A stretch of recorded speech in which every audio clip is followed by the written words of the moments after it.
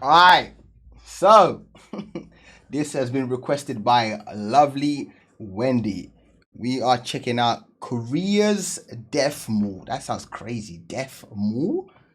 502 dead, 40 missing inside a high end department store. Interesting.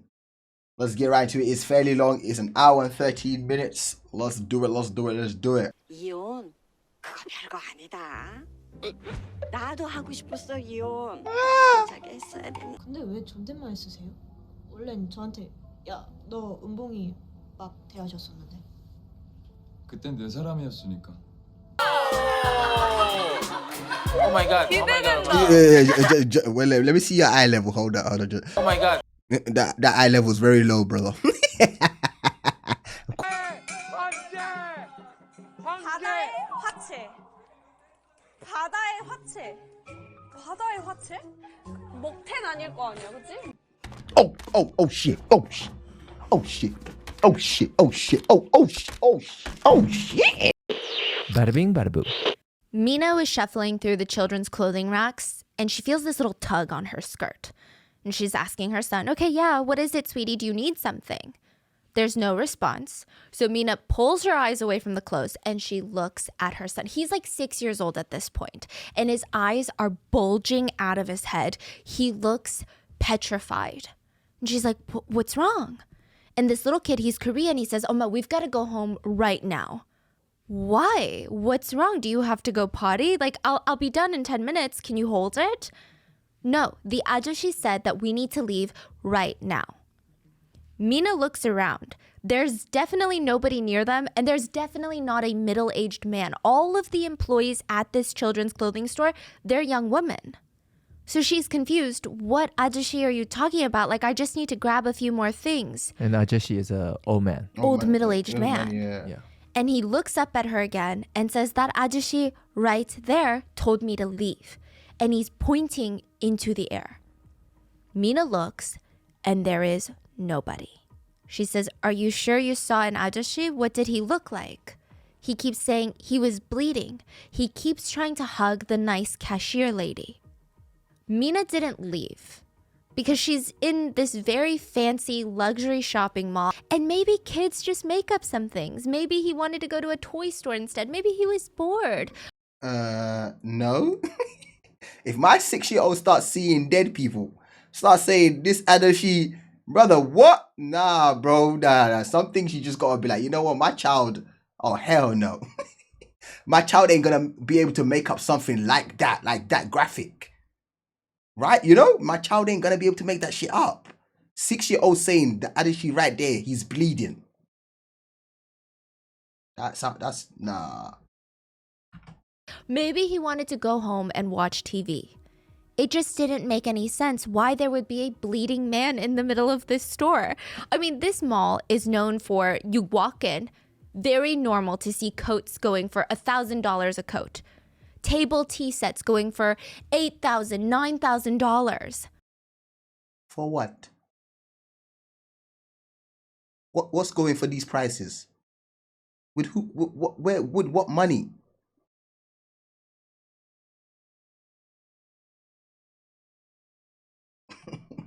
You got me fucked People up. dressed up to go shopping at this establishment. There certainly weren't any middle-aged bleeding ajashis trying to hug cashiers.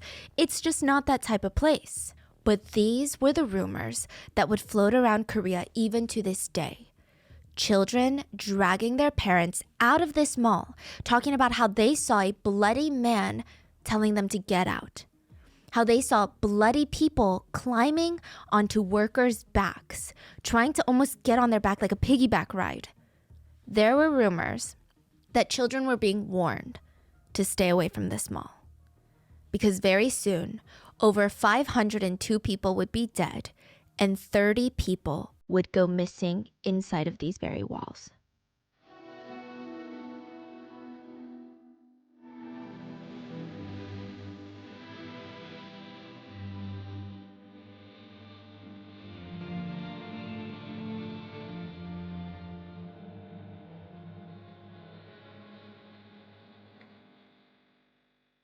As always, full show notes are available at rottenmangopodcast.com.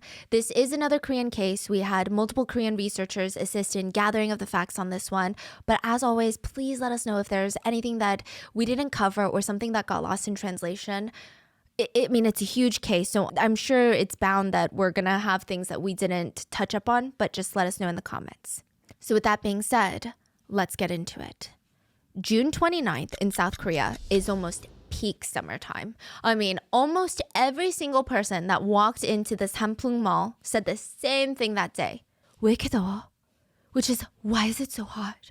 Like, why is it so hot? A lot of people were coming to the mall to avoid the heat outside. And usually these massive indoor malls, they blast the AC during the summer. Yeah, You that's walk also- that's in, good. you feel that ice cold air Yeah, smack you're you like, on the oh, way in. wait, thank God I'm in the Not mall. today. The mall was more humid, more hot, clammy. It was so hot, it was difficult to breathe inside of the mall. So why wouldn't you walk out? If I'm entering there and it feels like hellfire, why am I walking into a mall feeling like hell? Hellfire. Brother, I'm holding my money, I'm U-turning, I'm going home. I don't want to be in this mood that bad. It's like the AC was broken. The workers are profusely sweating, apologizing to the customers. Sorry, the AC's broken. I'm sure it's going to turn back on any second now. And despite all the heat, about 1,000 people were inside that mall Yeah, crazy. when the whole thing came crumbling down. Damn. Everyone had 20 seconds to get out of that mall. That's all they got. 20 seconds is the length of the happy birthday song in Korean. If you had 20 seconds to, do you think you could go from inside of the changing room, inside of a store, get out of the store, down the hall, to the emergency staircase, down the stairs to the ground floor? Let's say you're 4 stories high, 3 stories, fine, right? And at least a few more steps further to avoid impact. This seems like old though. This video quality seems like this is like early. I don't know, like 90s? No? This seems Could like you it's do like- that in 20 seconds? Like So old. Pyonghul, he was a maknae at his job, which means he was the youngest in amongst all of his coworkers, which is why all the colleagues kind of like took it easy on him when he was pouting and whining the whole day. He's like, it's not fair. We work at the restaurant on the 5th floor. The AC's broken. All the other restaurants on this floor are closed. Why are we open? Why are we the only one? On top of that, I mean, do customers really want to eat right now? It's so hot. So the AC just broke that day. Yeah, all day it had been on. Yeah, I remember the thing when they basically they were building cheap labor, right? That was like 80s, right? Where they were just building everything really fast and quick and not really. There was a lot of, you know what I mean? Everything was just done too quick. Nothing was really measured out. It was just, let's just build it. We got the money. Let's just get it done. Boom. Off. And that's probably Okay, what so happened, it's innit? not like ongoing. It's They just just built that shit very quick. Boom. That one day. One day there's not a mall day. Next minute, boom, there's a mall just standing here. That shit's scary. So he's in the front, keeping himself busy, when the head chef runs out from the kitchen. Get out, get out, get out! Pyonghul's like, okay, I'm not even gonna look up. He just casually says, okay, give me a second, like I just need to finish this up. The chef runs to Pyonghul, pushes him on the back, and says, you idiot, I said run. And he looks up and he sees people booking it. Like there's like 5 customers, they're booking it to the emergency stairwell. So he starts jumping over chairs, jumping over tables, trying to join them at that staircase. He has no idea what's going on. He just knows that they're all running. And as he's running, one by one, the lights, the recessed lighting in the ceiling, they're shattering. And it's getting darker and darker. And Pyonghul would That sounds like a horror movie, bro. Hey, that shit sounds like a nightmare. Doof, doof, doof. Lights just turning off. Ta, ta, ta, ta. One by one. Hey! have 20 seconds to make it out alive. Jiwon, let's call her Gia, was another employee at the mall. She worked in the basement level, so she sold crystals at one of those, Underground. like, home goods shops. Basement, underground. Chai. And that day, she took her break early because it was so hot. I mean, she felt like all day, if she even moved fast, if she even thought fast, she would break out into a full-blown sweat. So she tried to move slowly, reserve this energy. She had to fight every intrusive thought that she had to not just walk out of that store, quit, and never look back. That's how hot it was. She takes her break early, and as she's walking back into the store, the manager, Unni, which is like an older sister, right, starts running towards her, screaming, "Turn around! Run! Run!" The last thing Gia remembers were these little broken shards of crystal flying at her, and she didn't understand what was happening. Just that all the crystals in the shop looked like they had exploded. Gia would have 20 seconds to make it out alive. Shit's weird, man. All of a sudden, all crystals and everything just starts exploding. So that's shit's not normal. 19-year-old, let's call her Sarah. Sarah had just graduated from high school, and now she's working at one of these high-end children's clothing shops, basement level of the mall. She wasn't even supposed to be working that day. Her colleague called her and was like, All right, from now on, if you get offered an extra shift, to say no, man. It ain't worth it. It ain't worth it. hey, can you switch shifts with me? Hell no. So No she more did. switching shifts. She was coming back from her lunch break when she felt something really strange. There was a cold wind. It felt really nice because she had been sweating in this hot, humid, dank basement floor all day without the AC.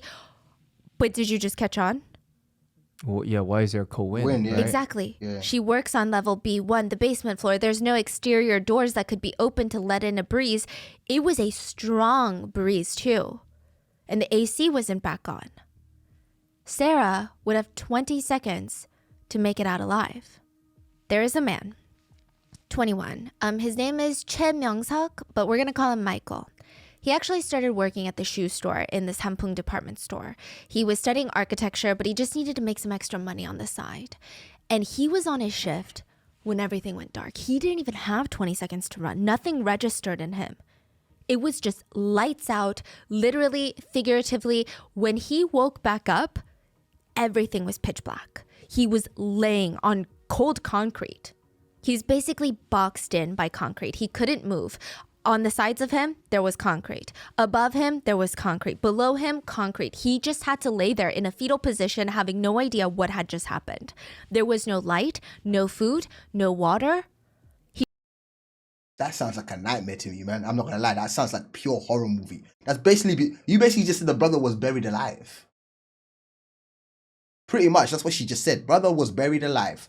Concrete both sides. All you got is your fist, brother. You ain't getting out of that shit. And you're saying basement? Yeah, he done. He tried to kind of push up against the jagged concrete, but he was worried that any sort of movement would cause the concrete to completely crush him. Smart. Even the air supply felt stale, dusty, and limited. The panic starts to kick in. Of course, when He's like panic. getting claustrophobia. And in any other situation, I think that this would have been terrifying. But he started hearing a woman's screams. And she's screaming, "Save me! Save me!" He said that he felt kind of happy that he wasn't alone in the dark. So he starts screaming back, "Hello?" There were now two voices responding back at him. So one was Lee Sung-yeon, a 25-year-old woman that worked in the kitchenware shop, also on the first basement floor, and an ajumani. So that's like an older auntie customer. So these are a lot of like basement workers, right? Yes. Is it because there's a higher chance of survival? Oh my Everyone on gosh. floors 1 through 5, unless they were out of the building, they would die. Damn. So they were all trapped, just like Michael, the ajumani. Hey. So if you are in the building, you dead. It's just confirmed. Like you finished. Bombo. The woman, they're all trapped. The ajumani could barely talk because she was actively being squashed by the concrete, like on her chest. She, Money is the customer, The an older woman. older Yeah, customer. I would say maybe like 50s, 60s. And she told them in all these gasp breaths, like, "There's a heavy piece of concrete on my chest. I can't talk." So the two, Michael and the other kitchen shop worker, they tried to help her not panic so that she's not going to hyperventilate, because there's no way for her to even like take in a big breath of air. So in small breaths, I'm dying. I could say that straight. I'm dying. That man, nah, that panic, nah. Being in tight spaces is like the worst thing you can do to me. Outside of being very high, I hate heights, but being very tight spaces, I hate that shit to another level, bro.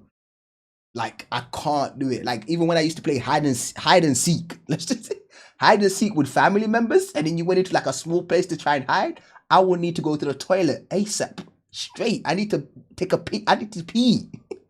in very Innit? I need. kind of like she's drowning. She tells the others, "My daughter turned 30 this year." And there was just this lingering silence. Cuz it's a reminder of everything that was outside, and they don't know what to say to that. Yeah. What do you say to that? So they fall silent. Michael feels these tears coming down the sides of his face, and he says, "Then let's get out alive." And the three promised each other, "Okay, us three, we're gonna get out alive." And then everything went black again. Michael and the others, they kept falling asleep, coming to, falling asleep, passing out. I wonder if it's the air supply that was Definitely cutting the them air off. supply. Definitely It air was supply. hard to even gauge how long they had been in there. Michael asked the others, "Hello? How long have we been in here?"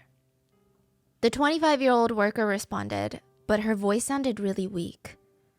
"I think a day, maybe two. I don't know. It feels like a week." Day or two? Nah, bro. You lot are soldiers. You lot are soldiers. Day or two? You lot are soldiers. "Ajumani, are you okay?" But then again, when you're in a tight space, an hour seems like 10. So it probably wasn't a day or two. Right? Okay. Silence. And then they started panicking. "Ajumani, you have to wake up. You gotta wake up. Your daughter just turned 30. Michael would never hear her voice again. Damn. She was gone, and she would never get to see her daughter turn 31. Wow. Not long after, the 25-year-old kitchen worker called out for Michael and said, "Michael? Yeah?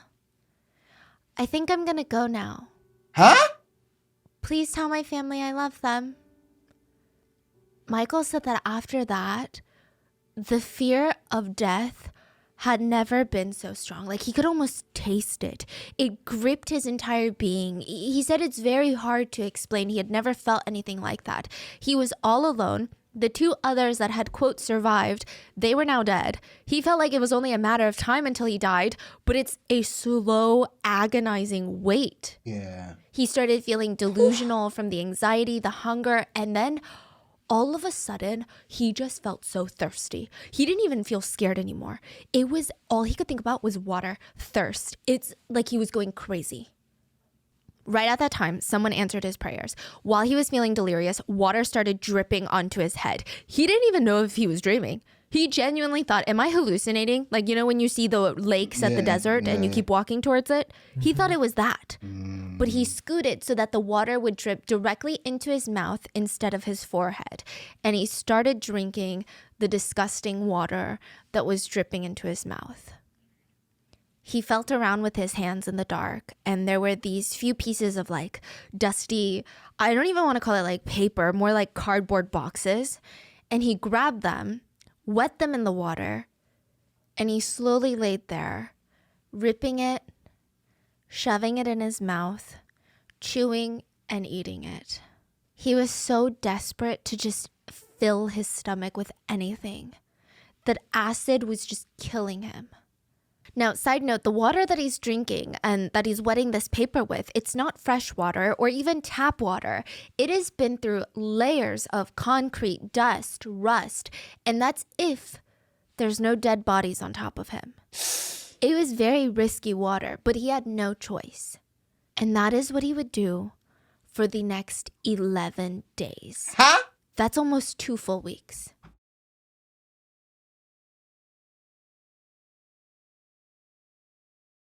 What did you say? Sorry. What how many days? 11. Did she say 11? Nah, I'm starting to hear things now. Now I'm the one hallucinating. I'm hearing things. For the next 11 days.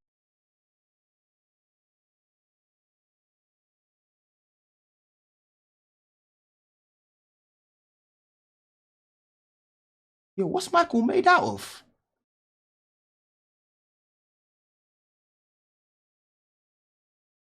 What's Michael made out of? Because, brother, Michael, I'm testing my luck with... After that, I'm fearing nothing. What I'm walking around like I'm him. Surviving 11 days underground... Brother, what?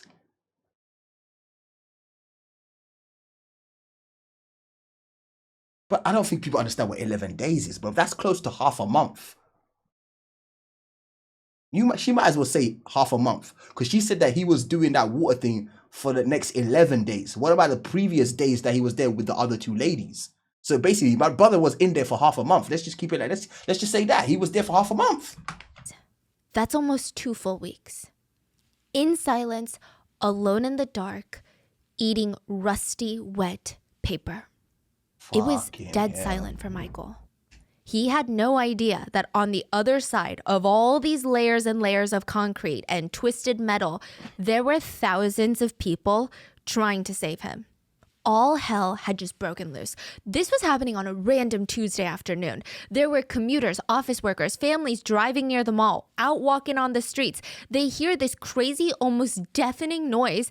They look to their left. I mean, some of them it's their right. And this entire shopping mall, one of the most iconic buildings at the time, because it's like this salmon pink color. Everyone knew that Sampung Mall, right? Pancaked. It wasn't even like an avalanche where Already, just now, I'm not gonna lie, just by this photo, a pile of rubble. just the way by this photo, you could tell that the architecture was so shit. You could tell that the architecture was so badly done, bro. The construction was so, like, whoever built, what were you thinking? How is it that there's only the pillars that are standing up?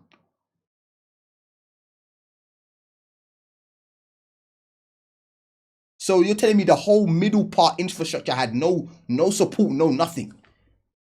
All them humans every day just walking on it, adding bare pressure to it. Pressure.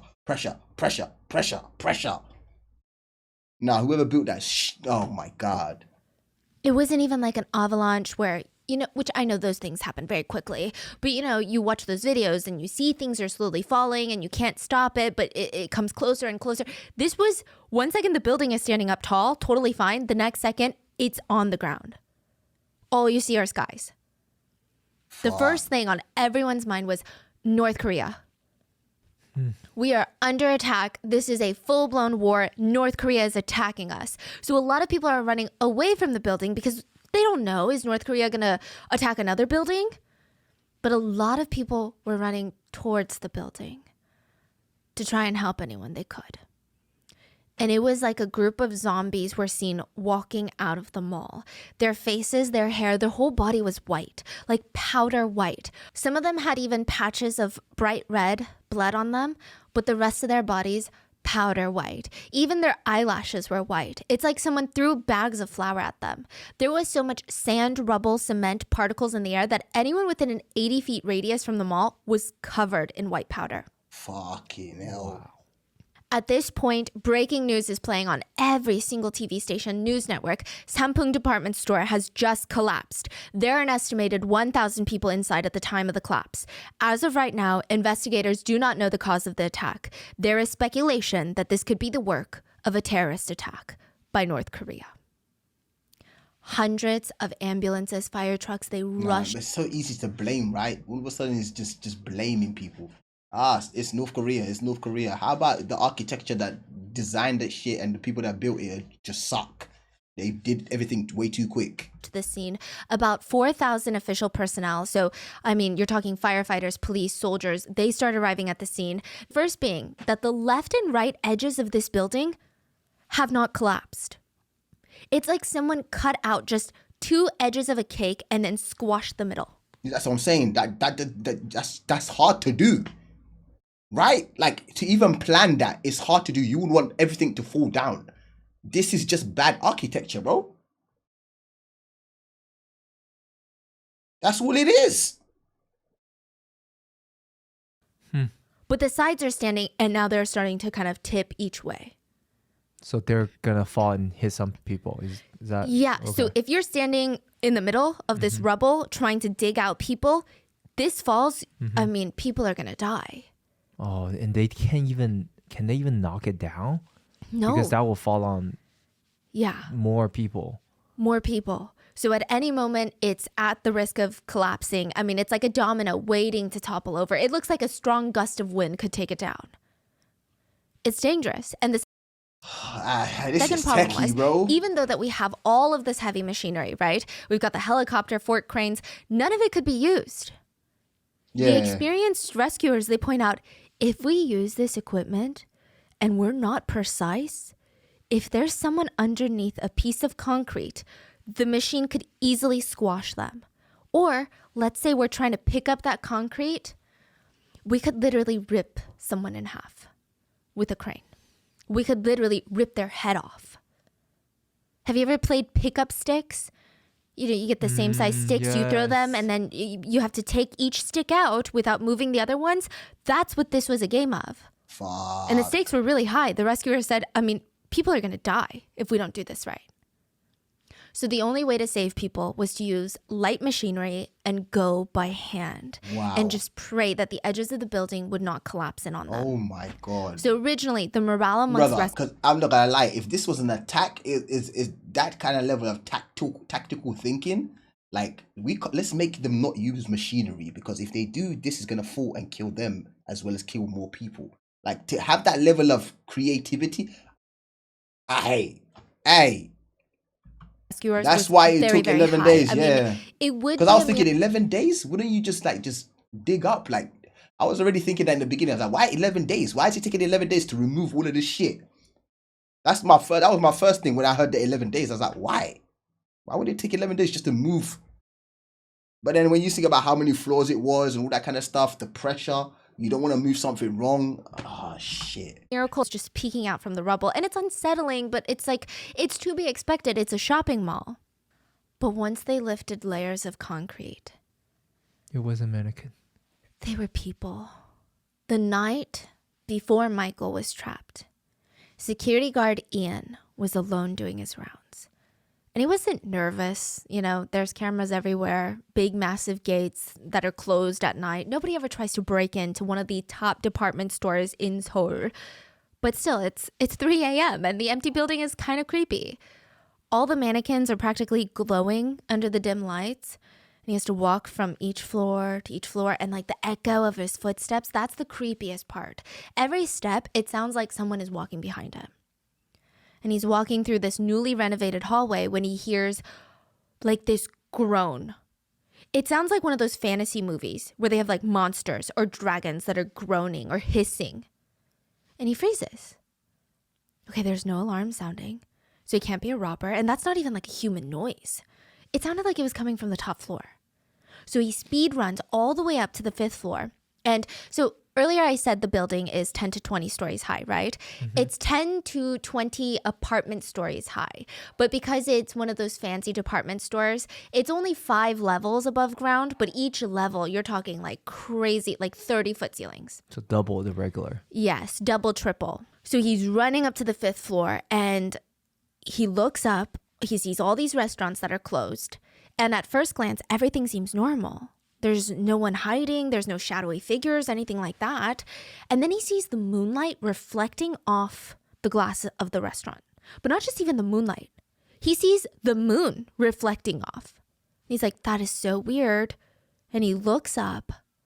There is a giant table-sized hole in the ceiling. Huh? It looked like someone or something had taken a bite out of the ceiling. Wait, what? This is the night before the collapse. Now, if you ask any Korean person, if you had a time machine, what would you do? What was the first thing that you do with a time machine? An overwhelming majority of them would answer, I would go and buy up all the land in Gangnam. Yeah. So 50 years ago, if you purchased land in the city of Gangnam, which is like the Beverly Hills, the Upper East Side of South Korea, you would be part of South Korea's ultra elite today. But how would you even know to do that? 50 years ago, Gangnam was not a fun, glamorous place. It was kind of more of a dangerous place. Gangnam is south of the Han River in Seoul, and back then, the rich people only lived above the river. They never lived below. Anything below was considered not that classy. But somehow, this businessman by the name of Lee Jun, this influential rich businessman, he worked in the South Korean government. He had ties to the American CIA. He owned a massive construction company, and he focused on doubling his business every year, which is insane. To double your business every year, that's crazy. That's nuts. He yeah. mainly did this by buying up land in underdeveloped, not so desirable areas like Gangnam and turning it into what it is today. And side note, he's not that smart. He's not a real estate whisperer. He was a high-up government employee, and he would get word that the government wants to develop Gangnam or this area of Seoul, and he would just go in and buy a ton of land. Most of the time, he would just flip it and sell it back to the government at an inflated price. But he was going in when Gangnam real estate was selling for less than $6 a square foot. Now, it's about $1,000 a square foot. Okay. I did some math. That means if you bought an apartment that's about 1,500 square feet, that would have been about $10,000. Yeah. Today, that same piece of land, $1.5 million. Whoosh. So Lee, with his insider information, he bought over 2 million square feet in Gangnam back when it was dirt cheap. But he's like, you know what? Why would I sell this land back? I should develop it. I should do something. There's new fancy schools coming into Gangnam. Like some colleges are coming in. We got some private schools coming in. We got all these. So Gangnam is kind of known as like the new money area. The old money Koreans actually still live above the river, they say. In Gangnam, you've got all like the lawyers, doctors, like the professionals moving in. So he's like, I need to make a department store. Because what do new money residents like? They like labels. They want to show people they have money. So back in the day, you know, Korean stores, you go there, it's utilitarian. You go and you buy what you need. I'm going to make it super aesthetic. I want it to be a one-shop stop. I want them to come. It's a social event. They eat dinner. There's fancy restaurants. There's a fancy supermarket. I want everything in there. So he gets this construction company called Wooseong Construction. Apparently, they're actually really good. They've got a very clean reputation, or relatively clean. A lot of people vouch for their durability. Like right now, if you see new apartments, it might even say like Wooseong Constructed because people really like it. So Lee tells Wooseong, I want a 4-story commercial building. They're like, okay. They start drawing out the plans. They start building the building. And halfway through, they've got the main foundation up. Lee walks into their office, sits down. You know what? Let's add another floor. Make it 5. Better number, right? 4. Nah, it doesn't work like that, brother. It doesn't work like that. Because when you say 4, they're thinking the foundation has to be a certain level. That's how it works. I'm not even an architect and I know this shit.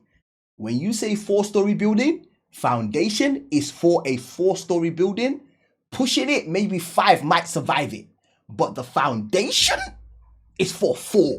Brother, 4. How much they dig into the ground is for 4. You can't just come and say, I'm adding more pressure to this building. Brother, you can't do that. You can't add more pressure to the building. Brother, no. As an architect, that architect is stupid. Architect, I know money talks, but sometimes you got to think about people's lives, bro. The architect should have faced him and said, brother, we cannot do that because the foundation and floors already being built. If we add another floor, this shit could collapse within 2-3 years. Like, he should have said something. But again, money. 4 is a bad number. Money, and when the devil does his work, the devil does his work, bro. That's all it is. For 5. 5 is good. Wooseong is looking at him like, are you dumb? Yeah. You cannot just add another floor. Thank you. That's not how it works. Thank you. If you want another floor, we have to start over. We have to bulldoze everything down and start over. If you add another floor without altering the current plans, the building would have way too much weight and stress on the foundation, and it's going to be compromised. What did I just say? What did I just say? So Lee gets up and says, okay, well then you're fired. He goes and he hires a new construction team, one that has a very hard time saying no to him. His own construction team. Oh. He acts like he is the construction engineer. I hope he's in jail right now. Please tell me this brother's just rotting in jail. Oh, please. Please tell me this brother rotted in jail. Oh, please. I'm hoping he's rotting. Key thrown away, just let him rot. Architects, if you say no to him, you're fired and potentially blacklisted from the industry. And so they made his ultimate dream come true. His team built the Sampoong department store. It would be the second biggest department store in the nation at the time. And it would bring in insane amounts of money. The first year they were open, they were projected to do about 150 million in revenue. How come, see, this... Did that architect, then again, he works for the government. She said it before, the brother's got CIA contacts as well. I was just about to say, why didn't that other architect call him out, like put it out for the, like labels and the news saying that I've already told him don't do this 5th floor because it's going to compromise the foundation, blah, blah. He probably would have got silenced, didn't it? That guy probably would have got silenced or silenced. If you know what I'm saying, you know what I'm saying. They're silenced, and then they're silenced. He probably thought, nah, let me mind my business. Hey, that's That's probably what he calculated thought. with inflation. The second year, they doubled. 300 million a year in revenue. Dang. Sampung department store was built with the intention that And the amount of investors that invested in that building as well, and the money that she's talking about, that's not small money. That's big money. You go around and mess around with someone's money, talking bullshit, saying, yo, it's risky out here. That building's gonna... You a target of many people, many investors. So the other architect couldn't really speak. So I can't blame him in the slightest. you don't have to go anywhere else, okay? Everything's in these two buildings. So there's building A and building B, and they're connected on each floor by these long hallways. But the hallways are not the width of building A and B. So it looks like, kind of from an aerial view, it looks like two squares with a short line in between, like a short stick connecting them. Now, you don't ever have to leave the building to get to the other one, but it's interesting. Building A was the mall. The fifth floor would have all these fancy sit-down restaurants. You could meet up with your friends before you go shopping. And then the fourth floor, luxury household goods, fancy wine glasses. Third floor, men's clothing. Second floor, women's clothing. First floor, foreign imported goods and cosmetics. Now, there are 4 basement levels. B2 through B4, they're more for like storage, machine rooms, parking spaces. And B1 is kind of open to the public. It's a mall. So a lot of Korean malls, they have supermarkets on the basement level. So you literally run all your errands. This is kind of genius. They also have cheaper food courts in the basement. So more like food stands. So B1 is open to the public, and there's always a lot of customers and workers shuffling in and out of that floor. Now, building B is more commercial real estate. So you got office buildings, you have a gym, but that's about it. Me personally, I don't like basement anything, bro. Like, I've got like a private gym that's close to me here, but it's in a basement, and that already puts me off. It's got good machinery and everything. I'd rather travel an extra 15 minutes to a gym that's ground level and I can see outside. And I would rather pay an extra 200 krona just the fact that I can see outside. I don't like basement shit, bro. I really Not don't. a lot of foot traffic, don't mess not a around lot of with that shit. aesthetics. It looks like just your office plaza. Plus, we're talking weights, by the way. Weights. Boom, people dropping dumbbells and shit. Nah, that shit's scary, man. Okay, so what's so wrong about it? I'm Here's good. what's wrong about it. The escalators. Most buildings, and I never noticed this until I was researching this, but there's usually 2 escalators per floor. And like 2 going up, 2 going down, especially big malls. And I always thought, okay, so it's more people can go up and down the escalators, manage the traffic, right? And I'm sure that plays a role. But a big reasoning behind it is apparently having 2 escalators going up and down on either side helps distribute the weight better. Okay. Okay, well, it's a thing, okay? Apparently having 2 escalators on a floor helps distribute the weight. Makes sense. That definitely makes sense. I get that. That actually does make sense. Making it safer. And Lee said, actually, no, that's so expensive. I just need 1. So he kept putting just 1 escalator on each floor. In massive buildings, especially commercial buildings, there are these giant rods in the middle of the open space. They're load-bearing columns. They're there to hold weight. So if you walk in to your local mall, you're going to see these giant round columns. It's drywalled. It looks pretty. But you're like, oh, why is this here? It's blocking my view. It's to hold weight. Like, there's no way that you can have this massive room and just have 4 walls. Well, the original plan was to have 31-inch thick columns. It's about 2.5 feet thick. And inside, you can't see it because it's covered in drywall, but there's supposed to be 16 steel rods supporting the weight. Lee said, let's make the columns less than 2 feet thick because I don't like big columns. I want to be able to see the merchandise.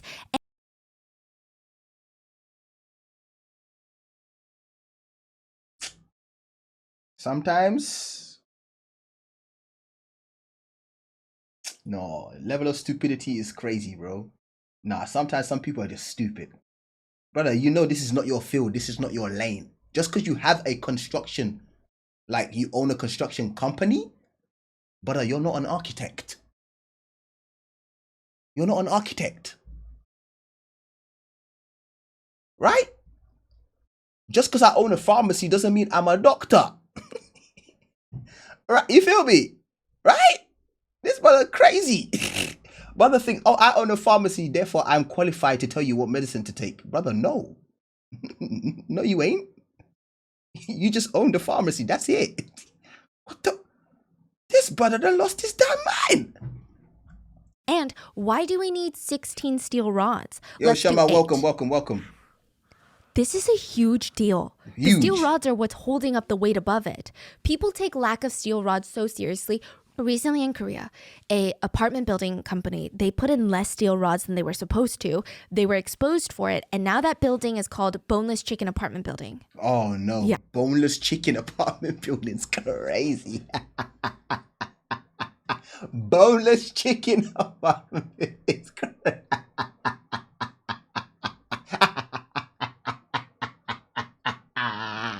Nah, boneless chicken is crazy. They were exposed for it, and now that building is called Boneless Chicken Apartment Building. Yo, that's Yeah. crazy. There's still a building. Yeah. Wow. Do people live in it? So I think it's up to code, but it's not as good or as much as other builders do. Yeah, I'm not living in that shit. Fuck no. Boneless chicken? Mister, where you living? I'm living in that boneless chicken apartment building, man. Hell no. So they're called Boneless Chicken Apartment Building. Nah, I'm good. Because why are you not, like, steel rods, seriously? No, I'm Lee good. said that he hated the idea of thick columns, so let's cut it down. But that's not the only thing that he skimped out on costs. So this is going to get really complicated, but just like bear with me, it's so important. When you have a flat ceiling and a column right up against it, it's called flat slab construction. Or at least in Korean, that's what it's called. It looks modern, it's faster to build, it's cheaper, but it's definitely not safer. It can cause something called a punching phenomenon. Imagine you've got a piece of paper and you're holding it down on a pencil. The pencil could easily punch through into the piece of paper. Yeah. Now, if you were to stick another circular piece of paper on the point of the pencil and then stick another paper on top, it's much harder for you to stick through, even though it's just paper. It's very hard to punch through 2 layers. That's the drop panel. That's what it's called. So think of it as instead of walking through the mud with sneakers, you're walking through with heels. The difference is massive. Yeah. Your Facts. heels are going to poke into the soil. Yeah. But Lee, rich businessman, owner of a crazy lucrative construction company, says, should be okay. Should be okay. Again, I pray that this man is rotting in jail. I'm being dead serious. I don't know what the situation is, but I hope he's rotting in jail. I've been dead serious. I'm He even knew joking. that this was a bad idea. He knew this was dangerous, but it saved him money. So he was all aboard. What do you mean saved you, brother? Long-term investment, brother. You want this mall to last here for hundreds and hundreds of years for your kids, your grandkids, your great-grandkids, and just keep going on, no? I would want to make it the best of the best so nothing can go wrong. That don't make no sense. Cheap isn't always good.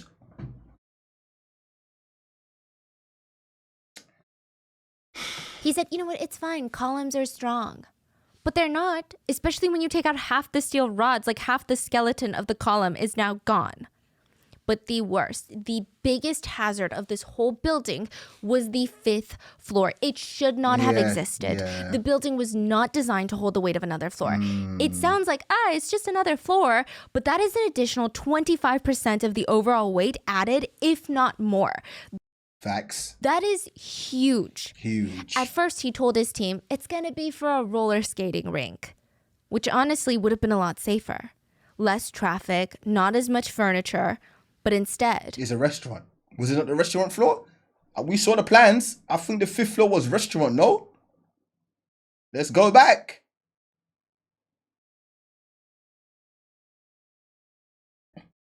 Rooftop. Children's playground roof garden. Huh?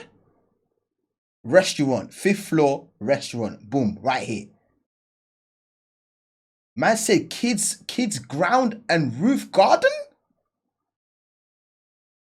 So you had a restaurant on the 5th floor, and on top of that, you had kids' playground.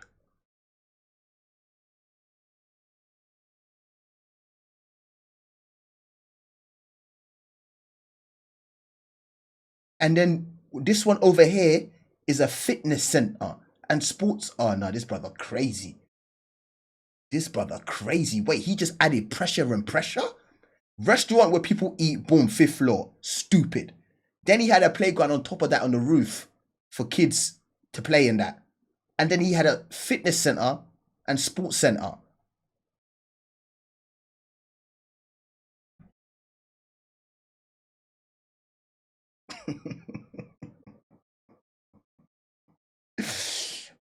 He said, you know what, it's fine. Colin Gellert, the building was not designed. 25% of at a lot safe. Said, you know what makes more money? Restaurants. Restaurants are insanely heavy. Commercial ovens, commercial walk-in freezers, industrial size refrigerators, lots of water. Lots of water is heavy. Since there's going to be multiple kitchens on that floor, I mean, you're talking AC up there is going to be intense. Restaurants are also more densely packed than a roller skating rink. The entire weight distribution and calculations were going off the walls. You know those big Amazon delivery trucks?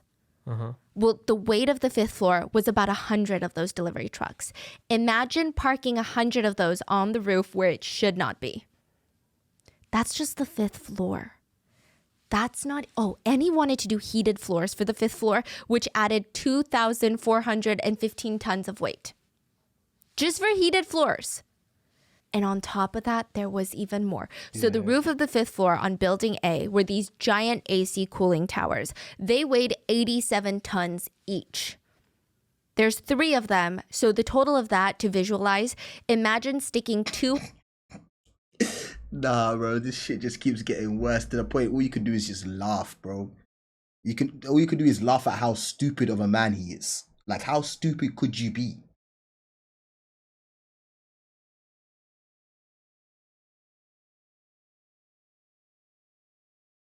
Nah, this level of stupidity needs to be studied. It needs to be studied. It don't make no sense. On top of the roof of a mall that is already unstable. This is crazy. Just on top of the roof.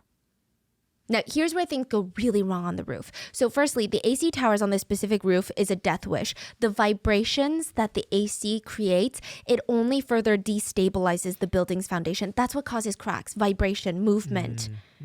And so since the get-go, like opening day of this mall, they could see the red flags. The vibrations and the weight of the heavy AC cooling towers, they were causing water leaks onto the 5th floor. Because the water would leak out of the AC, there would be a crack, and it would flow through. But the biggest atrocity of what they did on that roof, the AC towers were facing towards a nearby apartment building. All the residents of that apartment building were like, the AC towers are so loud. We're filing complaints. You got to do something about it. So they had to move the AC towers to the other side of the roof. Now, to do something like that, what do? You have to call in industrial cranes. You got to have a ton of professionals on site to make sure that it's done safely and securely. It's a pricey relocation. Lee, very wealthy mogul, said, too expensive, get a couple of dollies. Wow, so they just scooped it over. They didn't even scoop it because there's no dollies that can carry that much weight. They basically dragged it. And if you see pictures of that roof from like opening year, there's cracks all over. Wow. And now they move the ACs to the other side. And what do? They vibrate and cause even more cracking now to even the other side of the building. Now here. Who is this man, bro? Nah, please tell me this man's not walking the streets, bro. I know this was like 20-something years ago. But please, or maybe 30 plus years ago. But just tell me this man's not on road. There's no way he can be on road, man. Here's where it gets kind of unexpected. This one I wasn't expecting at all. One of the first stores that opened up inside this mall actually contributed to the collapse. A bookstore. Did you know Korean books are even heavier than foreign books because they use a higher portion of stone powder in the paper? A year and a half after opening, the bookstore would be relocated from the 2nd floor of the mall down to the basement because that bookstore was causing so much damage to the building from the sheer weight of the books and the shitty construction. If this had been a well-built building, there wouldn't have been any damage. So they realized something is happening? Yeah.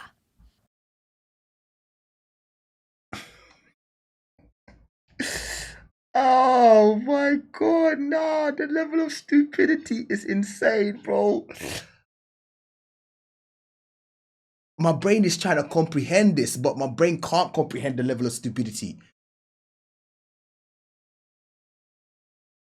So you already don't know, because it's the fact that there's so many people right? So many people have seen so many signs, but he obviously paid a lot of people under the table to shut them up.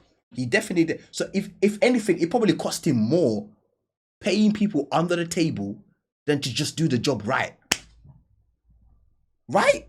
Like if we deep it, if the brother did the job right from the get-go, he definitely would have saved money. There's no one can tell me otherwise. No one can tell me otherwise, bro. Because all these leaks, cracks, all that, you still got to pay man hours to kind of just patch it up, clean it up, do this, do that, moving bookstores from this level to that level. Come on, man. Come on. He definitely spent way more money making people shut up than if he just started over again and did the shit right. I refuse to believe otherwise. There were cracks all over the second floor. What? There was bending in the floor. There was drooping in the floor. The floor was tilted where the bookstore was. Wow. And nobody Yeah. did anything. No, the entire building started to lean a little bit. And all it would take would be 20 seconds for the entire building to crumble. And literally not a single part of this rescue was easy.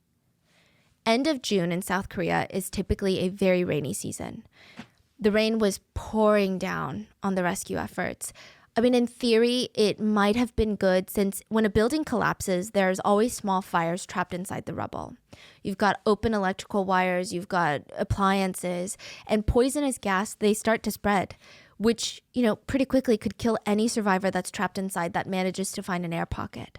So the rain, in theory, would have been helpful, but it was just a massive inconvenience. Like, the rain was not enough to put out the fires, but it was enough to slow down the rescuers. Firemen had to come in and try to calm any potential flames. And the first 16 hours of rescue efforts, 5 people were rescued. So there was some progress. A lot of the people in the mall, because it was a Tuesday afternoon, were young moms and children. True. Tuesday afternoon. Yeah, that's definitely mums and young kids because most kids are at school, right? Kids are at school. It's literally babies, man. Babies and mums. Oh, fuck. Shit. That's crazy, man. The ton of ajumas, middle-aged women, they were too old, too frail to dig, but they created these organized groups and they would cook for the thousands of rescuers every single day. W's. But ultimately, the morale for the rescue teams was dying, which sounds bad because, how can your morale die when there's a chance that others need saving, right? But they're working themselves to the edge physically and mentally every single day. And all they're getting... And all of it was non-stop, bro. You there's no way they were stopping. Like, oh, it's 2 a.m. Let's chill out. Like, it was it just kept on going. Rotate. We just got to make sure that there's lights. Rotate. Shit, crazy. After the first initial groups of survivors is bad news. They're just getting bad news. Another body. 10 days had passed. And it's the rule of 3. Do you know the rule of 3? No. 3 minutes without oxygen, 3 days without water, 3 weeks without food. And you'll die. It had been 10 days. No food, no water, limited oxygen, and potentially injuries on top of all of that. The rescuers thought, okay, maybe it's time to go from rescue to recovery. The faster, the better. July is peak monsoon season. It's only going to get worse. We got to go. Yeah, we got to bring out the cranes, man. At that point, I'm not going to lie. I think after like day 10, it's time to bring out the big tools, man. I'm not even going to lie to you. Right? What are the chances, bro? After day 10, I'm saying, yo, fuck it now. Let's bring out the big tools. Big boys. We got to go deep. People said you could smell rotting corpses even if you were blocks away from the site.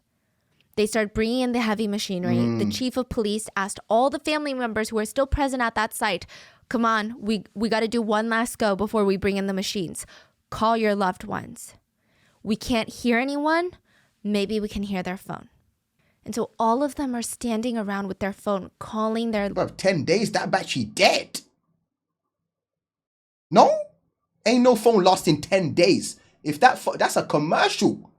That's free advertising if their phones are still surviving after 10 days. Missing loved ones. And they're just trying to listen, but they can't hear a single thing. The US actually would donate these sound detectors to help rescuers find the phones underneath. The Korean government was already equipped with heat sensors, which is typically used to locate bodies. But the heat sensors, they work with infrared light. And when it rains, the raindrops scatter the infrared. And it becomes wildly inaccurate. Oh, that rain caused a lot of trouble. Shit. Huh? Water itself. That's why they say water is the most dangerous thing on this planet. But water? Crazy. Ruined a lot. 11 days had passed, and now rescuers were like, okay, no one survived. So let's bring in the machinery. Michael thought that he was going to die in there. But on the 11th day of rescue, a rescuer stopped, he blinked, he scrambled, grabbed his flashlight from his back pocket, and flashed it into the hole. Hello? Is anyone there? And he put his ear up against the hole, and this tiny little voice says, I'm here. The other rescuers, they don't even believe him. So he's like, come. And they all make him say, I'm here again. And everyone starts swarming. 11 days in, they had to penetrate an extra 4 feet of thick reinforced concrete to get him out. He was out at 8:30 a.m., 230 hours after the collapse. He was carried out on a stretcher. Nah, he different. Brother different. And he waved for the cameras. Volunteer rescue workers, they're all different. cheering, they're all clapping. This was the victory that they needed. They're like, take the machines off. We're going back to hand. If Michael survived, there could be others.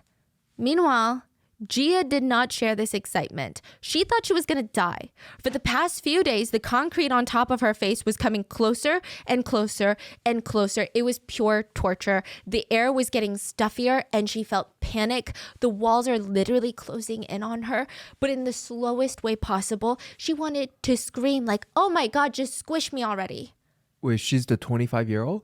No. Oh. A different worker, yeah. Oh, okay. The 25-year-old said, I'm going now. That was her sign saying, I'm dying. She could feel it. Now, the anxiety of it about to come down was worse than just dying, she said. She was buried in a pile of concrete, laying on her back. So her legs were trapped under a concrete pole. And she was thankfully in an air pocket, but she can't move. So at first, Gia is screaming her head off, hoping that people can hear her. She's like, hello, I'm here. But nobody came.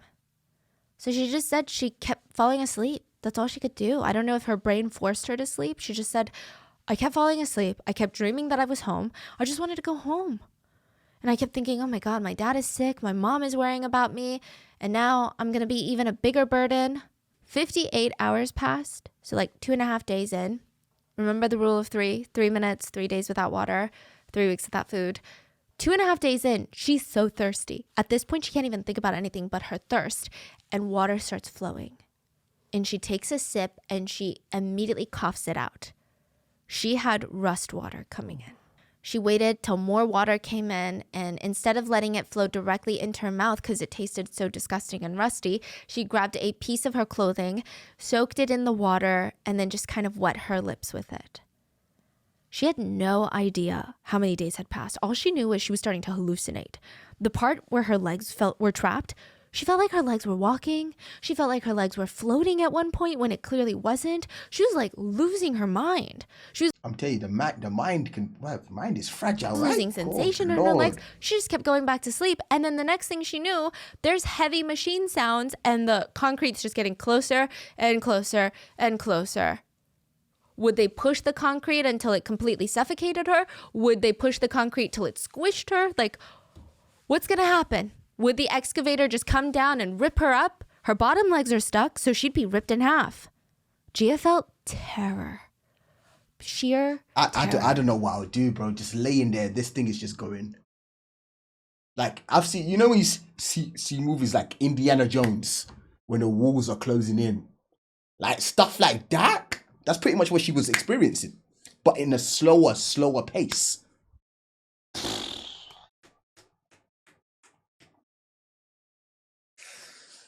Ooh, nah, bro. Ooh. She only had like 10 inches left when all of a sudden she hears a voice. Stop, do you hear something? At around 2 p.m. on the 13th day, Wow. a rescuer saw her foot and they yelled, if you're alive, move your feet. Gia tried to wiggle her toes, but she didn't even know if it was wiggling because she lost sensation a long time ago. And she screamed, "Save me!" The rescuer clawed through the cement by hand, and Gia just remembered thinking, "Ah, I'm found." She said it wasn't, "Ah, I lived." She didn't say it was, "Ah, I survived." She just thought, "I'm found. Good. I don't care if I die right now, because at least they found my body so my mom will know." Her mom was later interviewed and asked, like, what is the first thing you want to say to your daughter? And she said, "Do I even need to say anything?" And they were trying to ask, like, did you think your daughter was dead? Because it had been 13 days. And they said, did you think she had? And her mom stops the journalist and says, "No, I didn't think that. I'll never think that because the day she dies is the day I die." Damn. 혹시 죽었으리라고 생각 안 했어요? 안 했어요. 안 했어요. 아직 진짜. 걔 죽는 날이 나 죽는 날이라고 나는. After 285 hours, Gia was rescued. And at that point, the ceiling was so low it was touching her nose. She was not even inches, but centimeters away from death. And everyone was like, okay, that's crazy, right? But there's no way there's going to be more survivors. There's only so many miracles that the universe can give us. On the 15th day, another woman is rescued. Let's call her Sammy. She was trapped in a small pocket of air in the children's clothing section. She heard the voice of her colleague screaming, "Help me!" And she just kept screaming, panicking, "Help me, there's this concrete pinning my waist down." She was getting crushed. And there was no way Sammy could even get to her. And she tried telling her, "It's okay, it's okay." But after a day or two, there was no more noise. Sammy said, all she did was try and fall asleep. She had no idea how long she was in there. I mean, that's literally all you can do, right? Try and fall asleep so your mind is not really continuously running, right? I feel like that's the reason why a lot of these lot fell asleep, because being awake all those hours, right? Your mind's just running. You're thinking about things you probably shouldn't be thinking about. Whereas when you when you actually fall asleep, like we've all slept, and everyone sleeps. So when sometimes when you sleep an 8 hour, you're like, shit, that felt like a quick 2, quick 3 hours, but it was actually 8. Or let me go take a quick nap. 1 hour nap turns into 3-4 hours. You're like, wait, what the hell? Right? So I feel like sleeping is the only Sammy thing you would can be really the do. last survivor found in the rubble. There would be no more miracles after that. Before we get to the depressing recovery, South Korea did try to bring up the morale of the country and the 3 survivors. So Michael, Gia, and Sammy almost became these beacons of hope for people.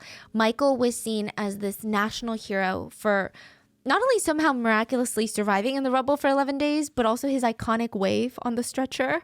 Companies started offering him gigs to model for them. Schools were offering the 3 full ride scholarships.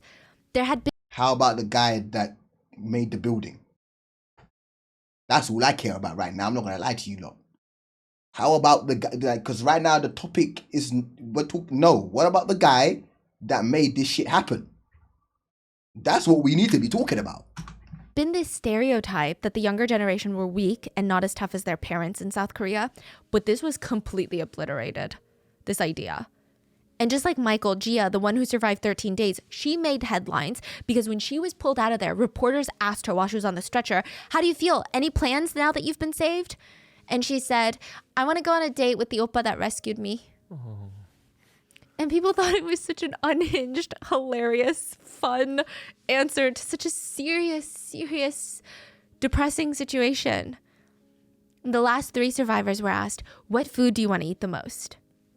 Michael said, "Coca-Cola. I want to drink an ice cold Coke."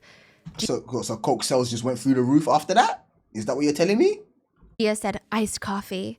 Sammy said, "I just want some ice cream."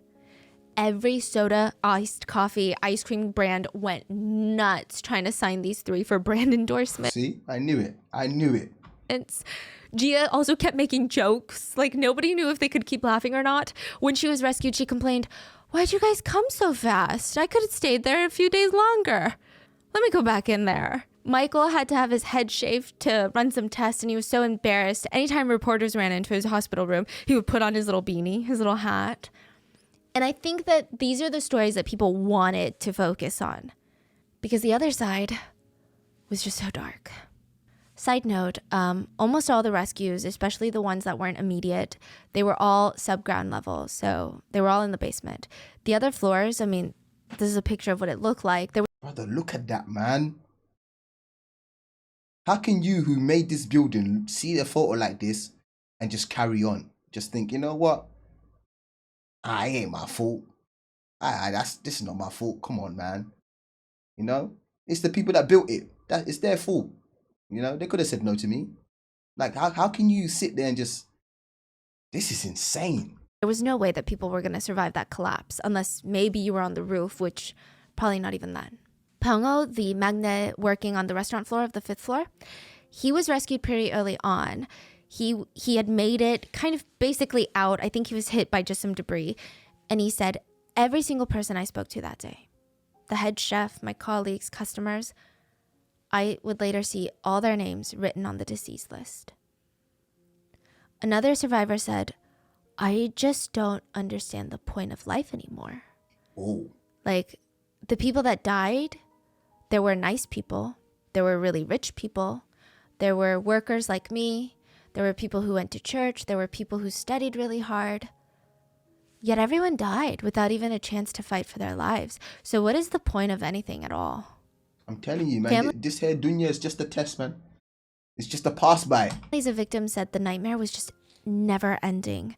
I do want to say that the rescue efforts were admirable. The rescuers, they did everything. But the system itself was flawed. Korea didn't have a strong system to respond to these types of crises, which, like, I don't know if they still do with after Itaewon and Seoul, but at the time, it was so disorganized. Family had no idea if loved ones were alive, survived, deceased, at a hospital, which hospital.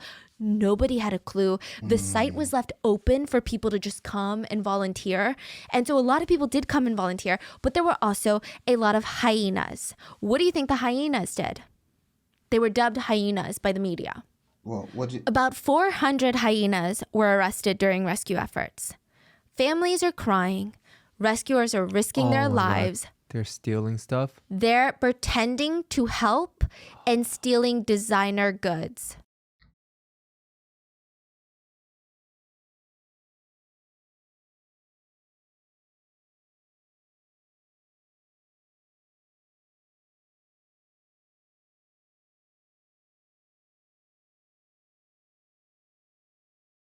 Brother, really? In a time like this? That's where your brain... Okay, now see, the people like that are sick. Like, sick. You must have to be very sick to be that kind of person. Like, you have to be sick. Dead bodies around, people are trying to save people, and you are thinking, oh, this is a good time for us to get, you know, some burnt clothes and whatnot. You know, we can find some fine jewelry. Maybe.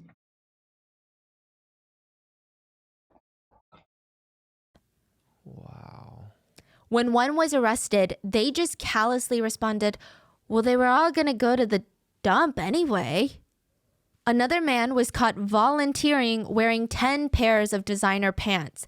10 pairs. When asked, why the hell were you stealing 10 pairs of designer pants? He said, what are you talking about? I was saving lives and I got cold in the middle of June. So I just put on whatever was near me. There's no way that was his response. There's no way.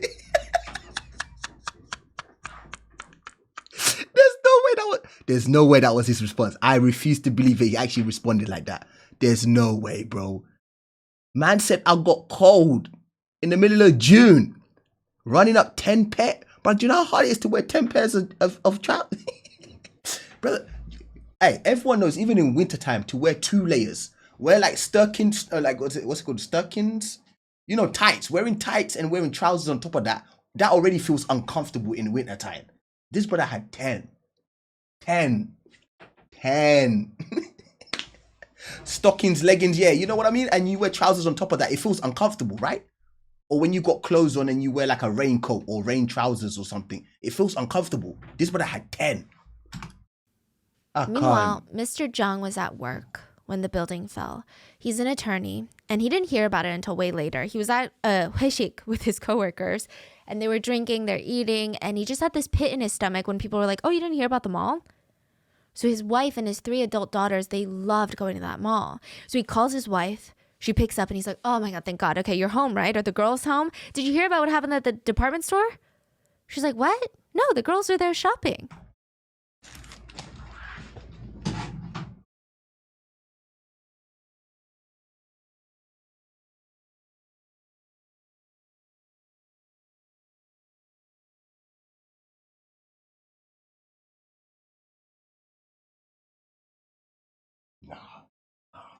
Nah, bro. Nah, bro. Nah, bro. Oh, bro. Oh, hey, nah, nah, that's, oh my God. That's literally, imagine, it went from him panicking to being happy to then having his wife respond but panic, and he's now, huh? It was literally up and down. It's like happy, panic, panic, happy, panic, happy, to now. Mr. Jung's coworker said that he didn't even say anything. 1 minute he was on the phone, the next minute he was out the door. He ran on foot to the department store, and all he saw was rubble. Oh my God. He started climbing on the rubble in his suit, just clawing, looking for his girls. He went to every single hospital in the city. He talked to nurses, doctors, looked at hospital morgues. The day after the collapse, he would be told that all 3 of his children were dead. And he said, after what my wife and I went through that day, I just hoped that the sky would fall and the earth would give out and we would just all die.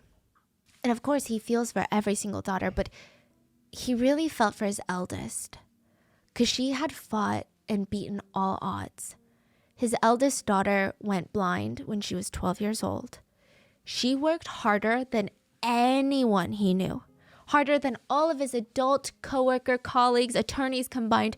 She ended up getting her master's in special education at UC Berkeley in the United States. She came back to teach special education at Seoulde, which is the best school in the entire country. And her dad said she couldn't see in front of her, but she just always had a vision. And she fought all these odds to be here, and now she's gone. There was another family, the Lee family, and Mom Lee, Mrs. Lee. She was telling her daughter for months, like, give up the dreams of the department store. And her daughter told her, no, if I'm going to be a fashion designer, I can't just rent a small shop anywhere. I have to make a big statement. I'm going to get foot traffic. I know it's a lot of money, but I've saved up my entire life savings. I'm going to rent this tiny little shop. It's my dream. And she signed the lease 2 months before the collapse. And Mrs. Lee said all that nagging she did, completely forgot about it. Because the minute that she saw her daughter in that shop, just how much passion she had for what she was doing, how could she not support her? She was at her shop when the building went down. And this part is so dark, but it feels really raw. A lot of families reported feeling shame and guilt afterwards, because they were all there, and when survivors were being found, they would see survivors reunite with their families, and they said they would feel intense jealousy, because it's only human, and then immediately they would feel so ashamed for feeling so jealous, and it made them feel so gross. Nah, but it's one of those jealousy. That's a level of jealousy. That's kind of jealousy that you understand. I get it, right? Like that kind of jealousy, you get it. I don't even think it's just jealousy. It's just, I don't even think jealousy is the right word. You just get that, bro. Like, you can't even be mad at a person for like, you're with your family, but I want mine. Right? I can't even blame them on that stuff. Nah, They I had get this that. that should be me. I get that. So after the last remaining survivors were rescued, the government decided they needed to start clearing out the debris. They said it was dangerous to just have it out in the open, so they just started moving the rubble to dump sites. And a lot of victims have not been found yet. So families were at dump sites by themselves, no rescue workers, digging through the rubble. At that point, some of them only found bones. And if there was any flesh, they were unrecognizable. This mall had been built Lord. 6 years ago. It wasn't even around for. I mean, you go and you look at houses in LA. There's houses from like 1920s still up for sale. That's what I'm trying to say. This building that I live in has been here since 1920 something, and this shit is probably the strongest shit I've ever seen in my life, bro. This building's been here since 1920 something, brother. What? So for it to collapse, injuring over 900 people, killing 502 people, and resulting in 40 people that are still considered missing to this day, it doesn't make sense. The public is like, we want answers. It was revealed that the building was not attacked by North Korea or a group of terrorists. There was no earthquake, no natural disaster. The building went down on its own, so obviously there's some sort of human error. Thank you. So they found the owner, the Lee family. And Thank you. Now we're talking the Lee family. Let's talk about the Lee family. Because this Lee family, let's talk about him. Journalists start hounding him with questions. And look, the way that this man answers questions does not help him in the eyes of the public. They said, "Did you do a safety inspection on the building?" Mr. Lee said, "Look here. We've got many people coming in and out of this building. Do you really, think about it. Do you really think if we knew that the building was going to go down, we would keep it open? Of course we did safety checks." Oh, so he's a man with attitude. Just hella rude. Just answer the question, bro. Just hella rude. Nah, bro. Oh my god. Oh, so he's calm down, Musa. Calm down. I hate people like this, bro. Oh, calm, bro. It was received by the president of the building. "I am the owner. I only attend meetings once a week." So you'd have to ask management to clear up those answers. Oh, so now he's deflecting all the... Oh, now you don't want responsibility.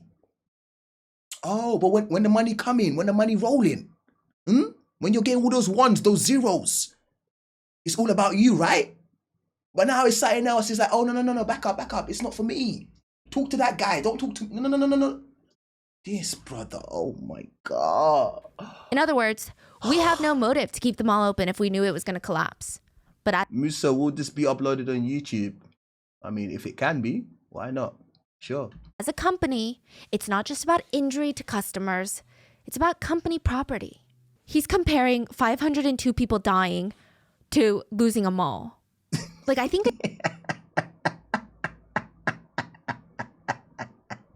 It's the way she just said that there. The way she just said that, she basically said, "Is this man stupid?" That's literally what she just said. She went, "Is this brother stupid?" It's not just about injury to customers. It's about company property. He's comparing 502 people dying to losing a mall. I think it's clear what he's trying to say.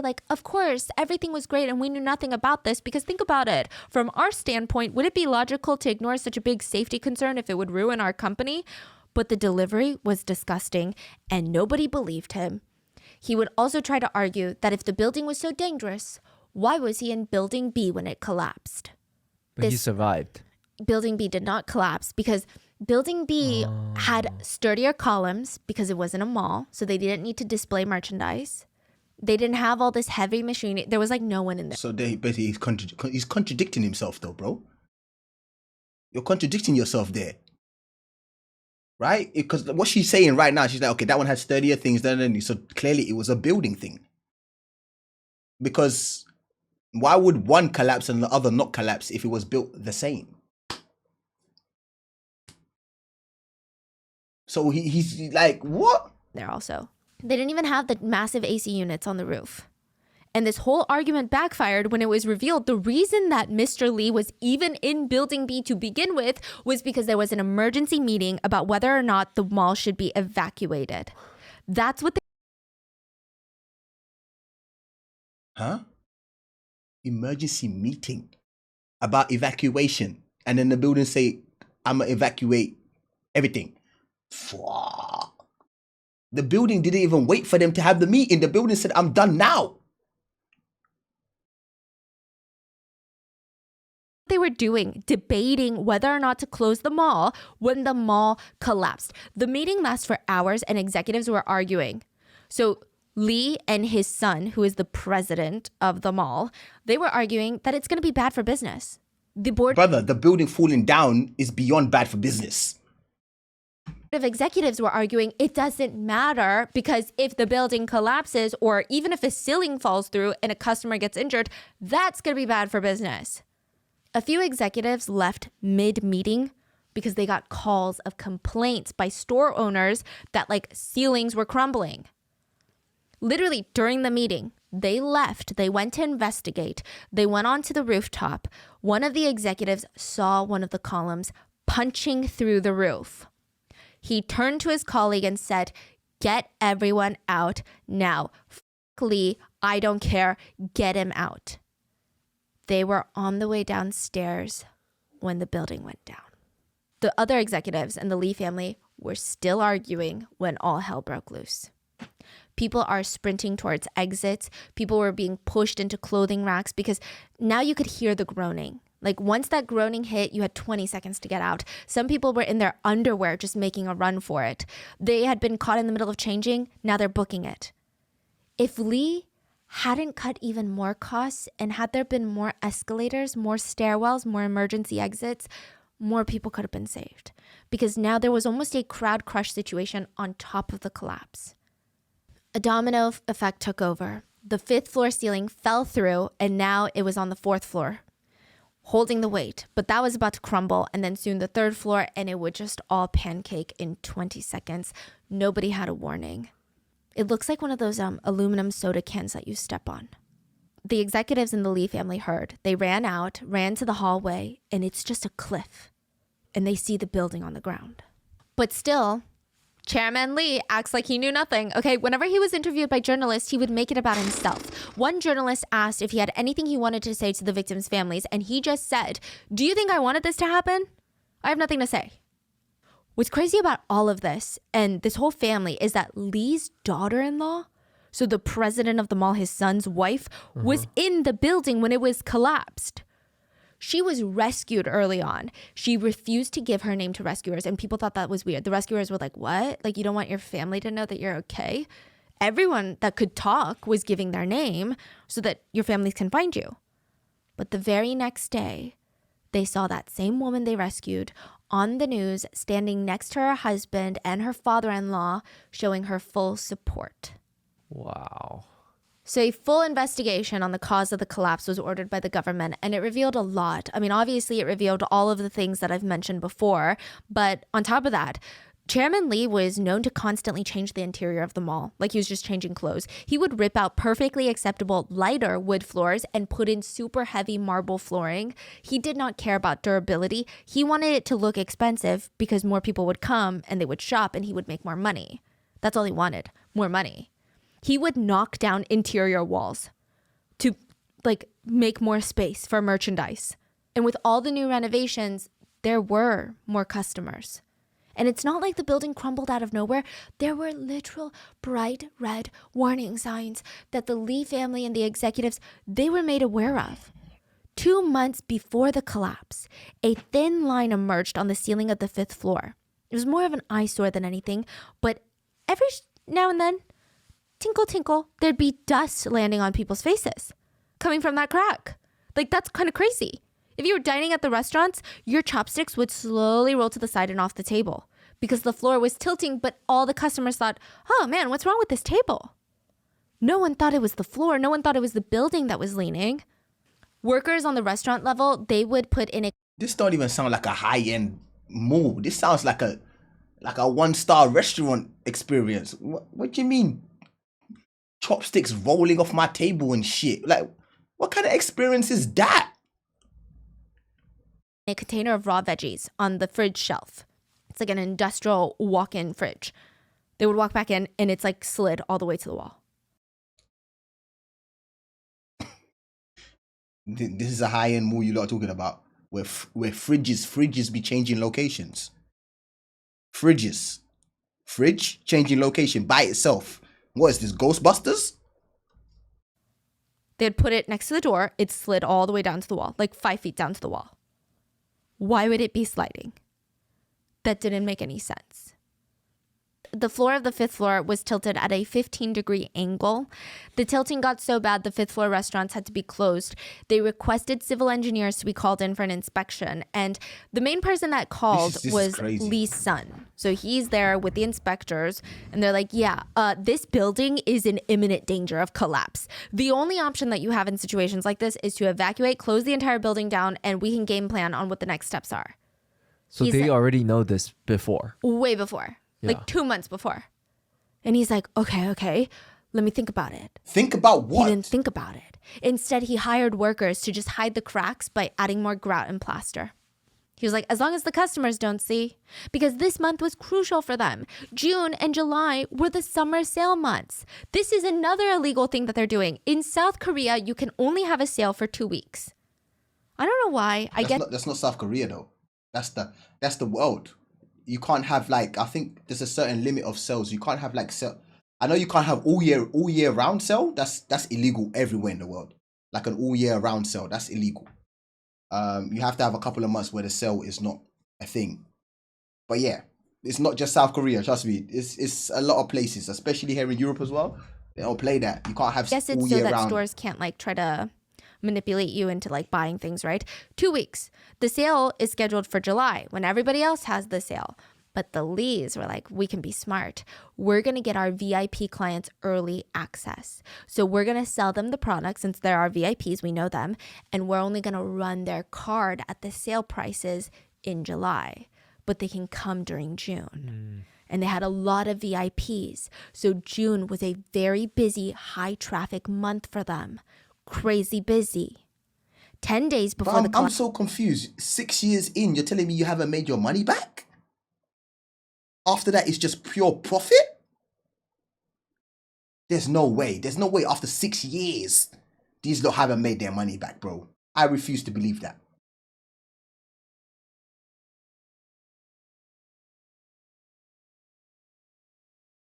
Nah, bro, there's no way. collapse, a customer was sitting at their table on the 5th floor to eat. But then again, greed is greed. I mean, greed is greed, bro. Yeah, greed is greed. Even if they did make their money back within the first year or two, greed is greed. And the whole thing started shaking. She said it was so strange. She thought it was an earthquake or something. But when she told her friends that we're not the mall, they were like, what are you talking about? There was no earthquake. There was nothing on the news. 5 days before the collapse, another customer was on the 5th floor eating when it felt like someone doused a bucket of water on their head. And she's like, what the hell? Looks up. There is like a droopy hole. It's not even just a hole, but like a That's the downfall of man, greed, facts. part of the ceiling that's Greed, drooping down at jealousy. the end. There's a hole. The employees were made aware of it. They tell upper management, and they're like, it's just Sampung's shitty construction. They did not think that water leaks were even in the same possibility as a building collapsing. The night before the collapse, the security guard noticed the sinkhole in the roof, and he called Lee's son and was like, sir, there's a literal sinkhole on the roof. And apparently the son went himself to check it out, and while he's standing there staring at this giant hole, one of the managers of the restaurant comes out and is like, hey, I've been trying to call you for ages now. Look at this shit. Look, can I show you something? They walk over to one of the columns on the 5th floor near his restaurant. There's an 8-inch long crack that's knuckle deep. But that's not even all. The manager is like, I've been waiting for this, okay? I'm paying all this money, and look at that ceiling. Look at that ceiling above the kitchen. It's droopy. And look. He puts his phone on the counter, like the cash register of the restaurant. It slides off. He's like, I know it's not my counter, so what's going on? Lee's son checks his watch. He's like, shoot.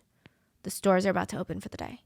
Okay, just why don't we close down all the restaurants on this floor? I guess if you want to stay open, you can stay open, but it's fine. Close down. We're going to figure it out. We'll send up maintenance or something. Maintenance workers were sent up, and they're like, guys, this shit is going to go down. Like, they're... What, maintenance workers are saying this shit's going down? Brother, if I'm a maintenance worker, I say I'm leaving now. And as I'm leaving the mall, I don't care what happens. I'm screaming, everybody leave this shit. This building's about to fall down. I'm screaming. And I can look crazy. If people think I'm crazy, cool. I can look crazy, but I'm screaming my lungs out.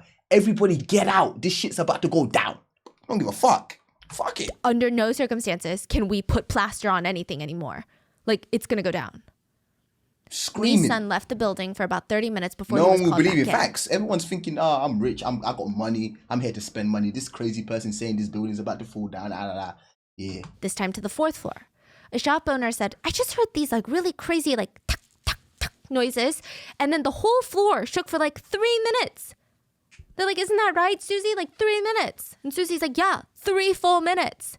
Nah, some people don't read science. If my floor is shaking for 3-4 minutes, you will catch me outside. Brother, I'm not getting paid enough to be standing on a shaken building. Fuck no. You ain't paying me enough to risk my life. Lee's son is like, okay, let me investigate, right? Before he could even figure it out, water starts pouring down the walls of the 5th floor. That's why they turned off the AC units. He said, you know what? Don't close them all. Turn off the AC units and drain the water inside of them because that's what's leaking. And then 4 hours before the collapse, evacuation orders were given. Lee's son said, let's focus on what matters. Don't tell the customers, but let's take out all the priceless goods. Paintings, artwork, jewelry, ancient pottery, super expensive bags. Let's take it out just in case. We don't know. It could flood. It could do something. So this family is literally money and only money. Like nothing to them is more important than money. This family's sick. Like father, like son, huh? Literally like father, like son. These lot are sick. Customers, employees, they were not evacuated. They had no idea they were in a compromised building. Why? This is unbelievable. I It's like the don't guy's even- doing everything in his power to kill people. Why did they not evacuate? Because the mall was bringing in about $400,000 a day. $400,000 a day. This brother didn't make his money back? 6 years. Apparently his move was up for 6 years. His brother didn't make his money back. Come on, man. Come on, man. Really? You couldn't close the store? You couldn't, brother, come on, man. You know he got his money back and some.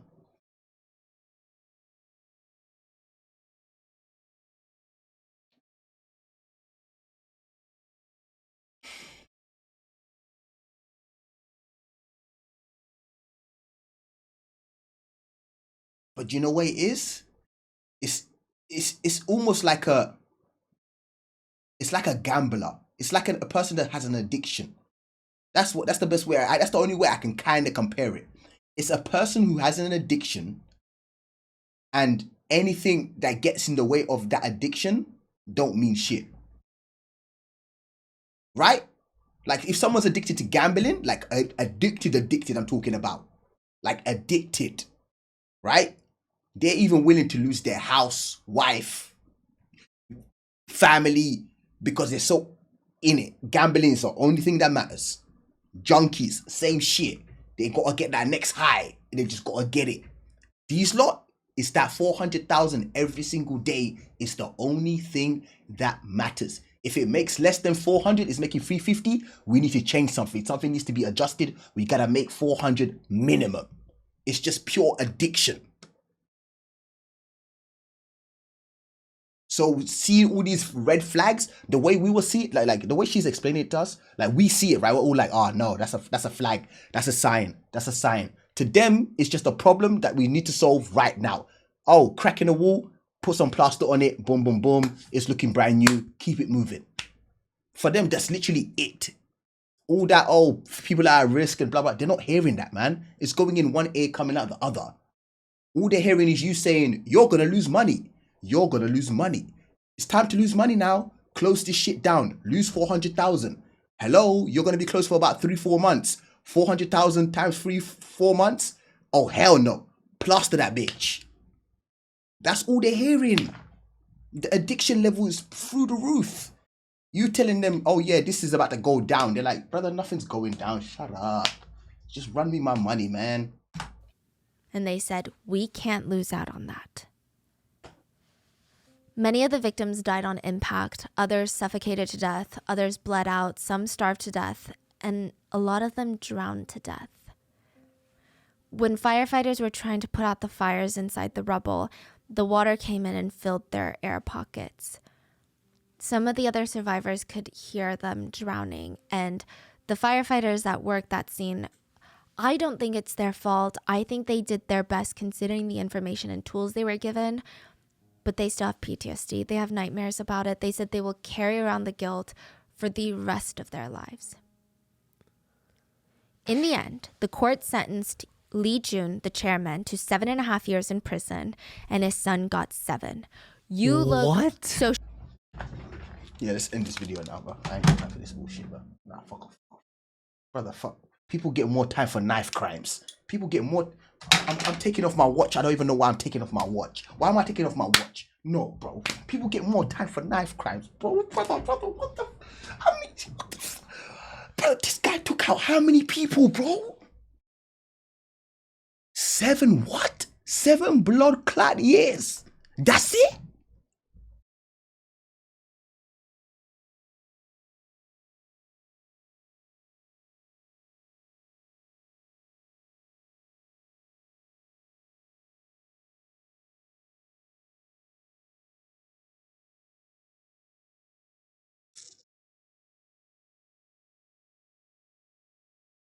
Justice system is a joke.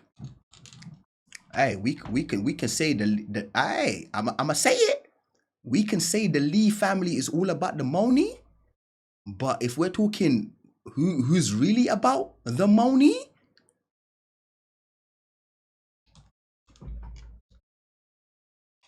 hey, I know you know what I'm saying. You think the Lee family is about the money? We know who's really about the money. We need the Lee family outside. You know who we is? I know you know who I'm talking about. For them, 7 years is even a long time, but we gotta give them something. The Lee family gotta go away for some time. We gotta make it 7, at least something. And I know even to give them that 7 was hard for them. Because the thing is, they're saying the Lee family was bringing in $400,000 a day. That means the government was getting a minimum of 100,000 a day. You feel me? Seven years is a joke. 7 years is a joke. And wait, is it 7 years without like the good behavior? Please tell me it's not 7 years good behavior. You're out in 4 or 3.5. Please, no, please don't say that to me. Please, I'm gonna die if that's the case. Please, no. shocked, Please, right? But this was actually a big deal. This is what's even crazier about this case, okay? Is the fact that, to me, I'm like, 7 years, that's nothing, right? In Korea, this was landmark. This was crazy that they got 7 years. I mean, people, don't get me wrong, people were still upset it wasn't enough, but a lot of people being very cynical, skeptical, and just realistic, they weren't expecting the Lee family to get any jail time. Me right here. I'm not gonna lie to you. When I've seen this, I was like, yeah, brother probably got away with it, right? Because knowing how corrupt certain things are, I was thinking, yeah, brother, he's got hella money. He could just talk to someone. He ain't gonna get no time. You know, he gonna be walking around free. So even to hear the 7 years, I'm not gonna lie, I'm thinking, shit, okay. Somehow, both the dad and the son spending time in jail. I'm pretty surprised. Not saying that they didn't deserve it, but that was the track record for the government. The reason why they got a lengthy jail time, lengthy quote, is really dark. It's a high-end department store. A lot of the victims were wives of influential businessmen. There you go. There you go. Your VIP customers, huh? That VIP came and bit you in the ass. Huh? Oh, that VIP? Oh, you want to see what my money can do now? You really want to see what my money can do now? Okay, I got you. You thought you had money. Brother, we got money. You got money? We got money. Oh, shit.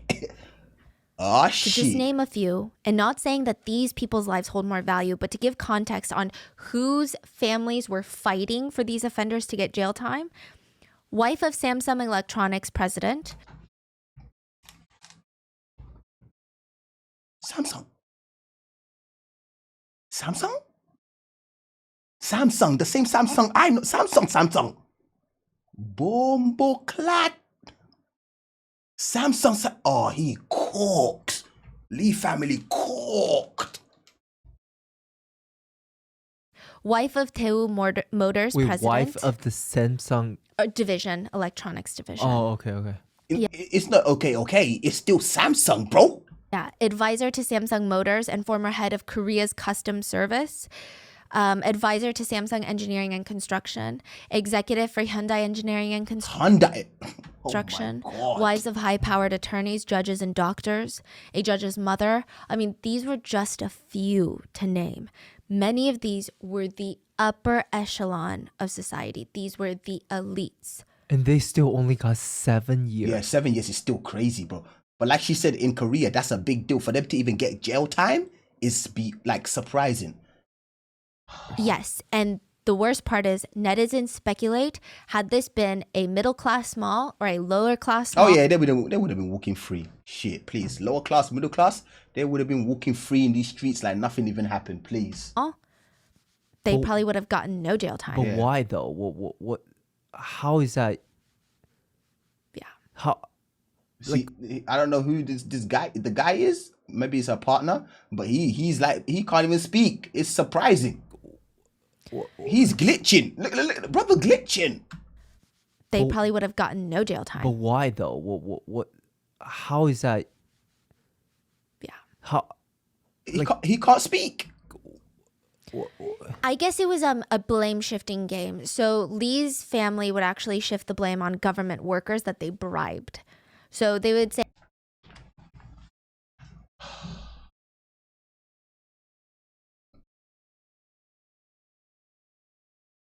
No, this Lee family, this Lee man's not clever, bro. This Lee man really is not clever. Like I told you, look, I told you he in the beginning, he probably spent more money on maintenance, bribing people, all of that shit, instead of just doing it right from the get-go.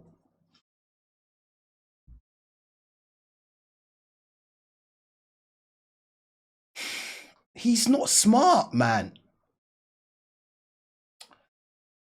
hey, we didn't pass our safety inspection, but just say we did. And about 30 government workers were fired and arrested as well. Fuck, you know. So because there were so many people to blame, it became this game of like, who's really at fault? Was it the gatekeeper, the government workers that didn't make sure that the safety inspection? One bad decision, that's all it took, literally. A man telling you don't add the fifth floor and you saying, okay, then you're fired. That's where it all started. Literally all started right there. were up to date. Who was it? I don't. Send I know. all of them to jail. Yeah. 500 people died. I agree. Lee was 72 when he got out. He died a year later. So Oh shit. Brother came out and died a year. Damn. Someone probably poisoned his ass. we're not too sad about that. Meanwhile, Lee's son, Jun, is one of the very few families in South Korea, many we've talked about, that are basically socially exiled.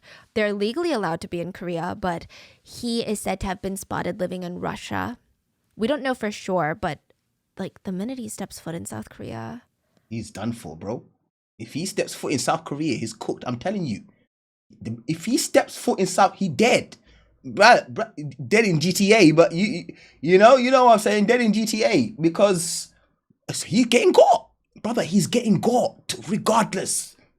He's getting got.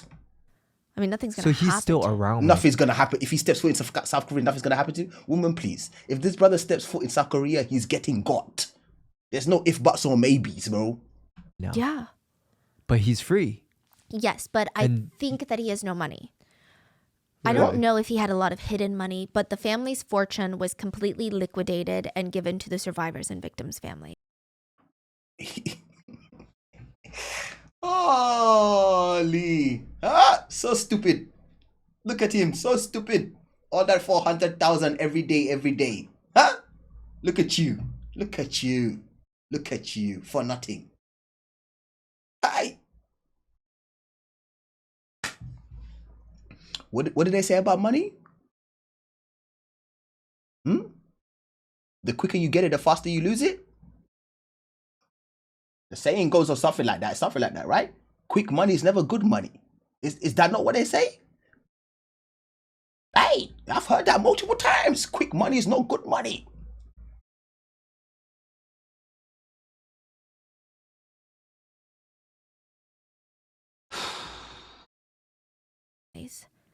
It's estimated that each family received around 250,000, because there's a lot of people, which honestly is nothing compared to the life of a loved one.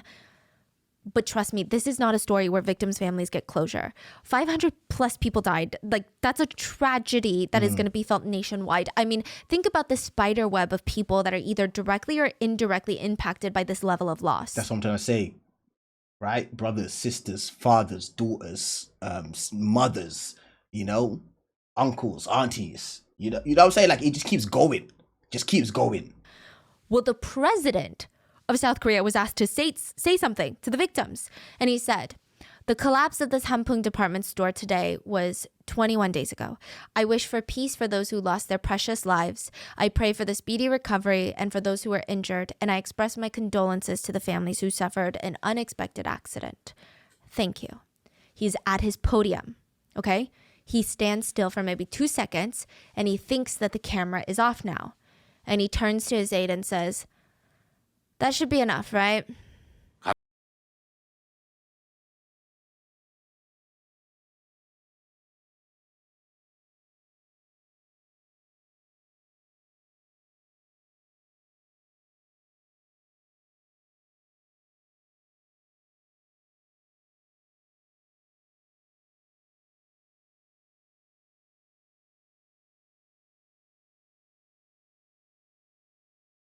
Astaghfirullah.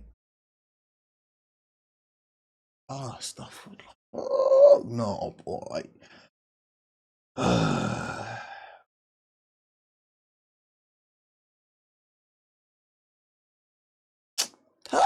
I'm not gonna, me personally, I'm tired of this dunya, man. I'm not gonna, I've been tired of this dunya for a good while. This here dunya, I've been tired of this shit for a hot minute. I'm not gonna lie to you. I've been tired. This shit, bruv, people are evil. People are evil, bro.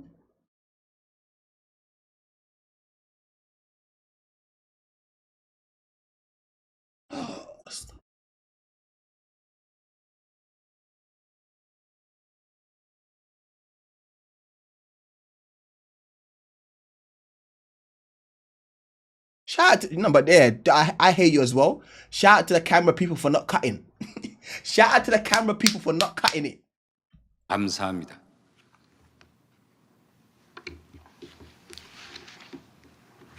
그럼 되겠지. 그래. It wasn't even in the tone of like, oh, do you think I should say more? Like, was that, did I convey my emotions correctly? It was like a 됐지, like, I did it. Happy? Let's go. He doesn't care. Yeah.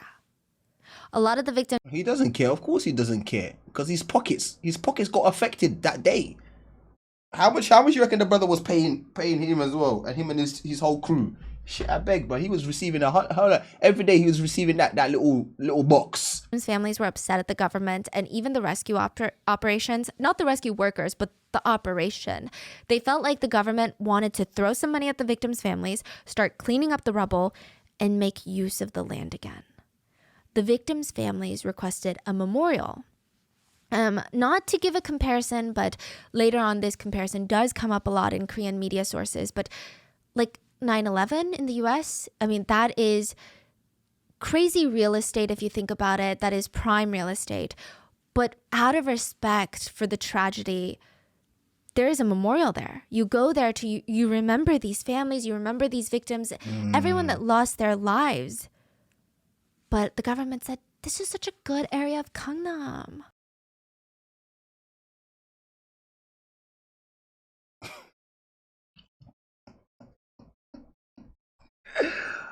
Oh no, the government's a joke, bro. Nah, the government's a joke, bro. It's like center. Like every time someone drives through here, they're gonna have to be reminded of that. And like, what about the real estate prices of all the people who spent so much money on condos nearby? It's gonna go down if we have a memorial here. So they said, we'll give you a memorial. So the family said, okay, then can you give it to us at this park? That's a very famous park that people love to go to, and it's a beautiful park. We can go there and spend time with our loved ones. But that park is so pretty. People will be so depressed if they go there and they see 500 something names. What about in the woods?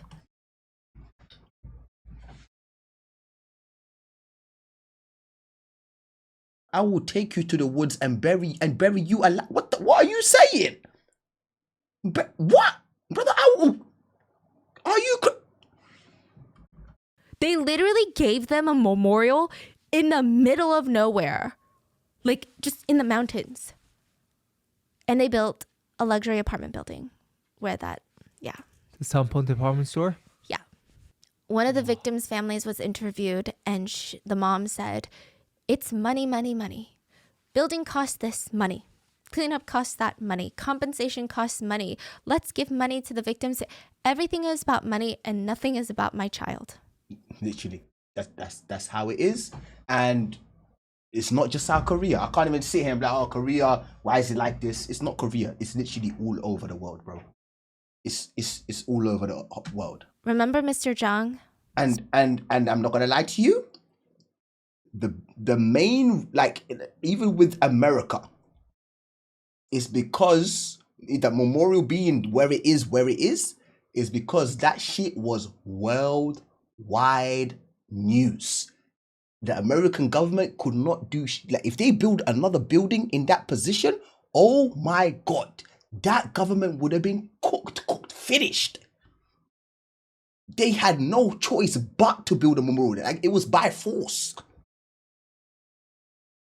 Do you know what I'm saying? Like, that one was global. Everyone in the whole world heard about that shit. Even if you didn't have a TV, you heard about that. This one, I don't think this went global.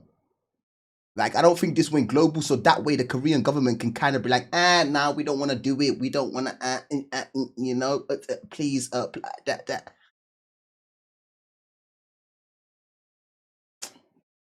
Speaking of money, he lost 3 daughters in the collapse, and his eldest daughter was the blind professor at Seouldae. He was compensated over $600,000 for the loss of all of his children, which is nothing. And he gave it all to this whole national school for the blind. Over the course of his life, he would donate more than $1.3 million to churches, schools, and charities that his daughter liked. And he would say, money to me is nothing that I can have. My daughters all had dreams to make the world a better place, and I just have to fulfill those dreams before I go. And Gia, the one that survived 13 days, she said, I just hope people can learn from this. That no one should ever have a, it won't happen to me, it doesn't concern me attitude. Because tragedy doesn't really pick people to happen to. It can happen to anyone. It can happen to your child that waved goodbye to you before school, or the husband that promised to be home for dinner. I never thought something like this would happen to me, but it did. Facts. And that is the story of this Hampung department store collapse. Crazy. Honestly, what are your thoughts? Please leave it in the comments. And yeah, it's crazy. But please stay safe, and I will see you guys on Wednesday for the main episode. Wow. That was a lot. That was a lot, bro. That was a lot. My God.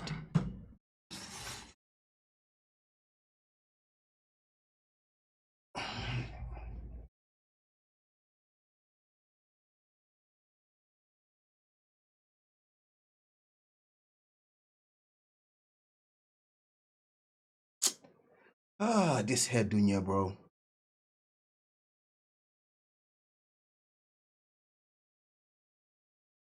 I'm starting my day, but alhamdulillah, I'm alive. Yeah, alright. Every day you wake up is a blessing, innit? Every day you wake up is a blessing. You gotta make the most of the day. It could be your last, right? Could be your last.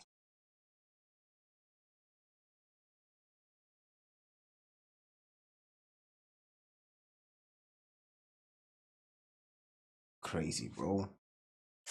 Oh my God. Nah, bro. And God, God. No, God. No, God is, ooh, God is, ooh, God. No, God, bro. God. God said, bro, you are spending every single day of this 7 years in jail. And then when you come out of jail, I'ma end it for you. Brother spent 7 years in jail, came out, didn't even survive a year, dead. What?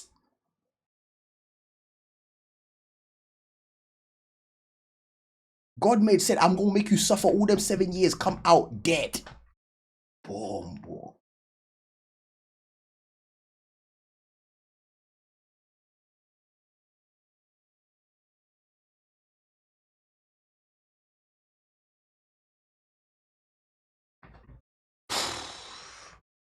And like obviously that's the mall collapsing and whatnot is part all during this time where everything was cheap and all this stuff was coming into Korea. There's a lot of buildings and stuff that went down, right? There's a lot of stuff that collapsed because of cheap labor, trying to do things fast. This was like a big thing back in Korea, like things collapsing. They had like a period where things were just collapsing left, right, and center, right? Because of cheap labor, moving fast, doing things too fast. Whew. Wow. Wow, wow, wow.